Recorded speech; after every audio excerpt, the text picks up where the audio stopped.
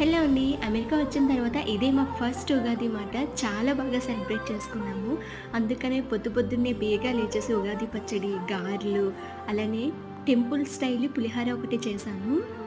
ఈ పులిహోర అంటే మా ఇంట్లో అందరి ఫేవరెట్ మాట. అసలు పులిహోరని ఇష్టపడిన వాళ్ళు ఎవరైనా ఉంటారా అనిపిస్తది.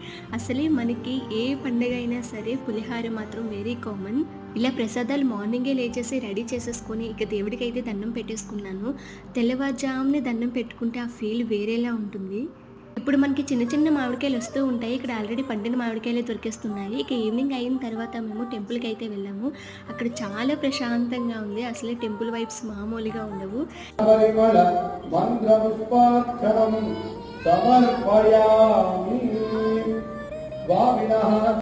గుడికి వెళ్ళి అర్చన చేయించేసుకొని దండం అయితే పెట్టేసుకున్నాము. ఈ పంతులు గారు మన రాశి ఫలాల గురించి అయితే చెప్పారు. దర్శనం అయ్యాక ఇలా ప్రసాదం పెట్టారు. చాలా బాగుంది. హ్యాపీగా తినేసాం.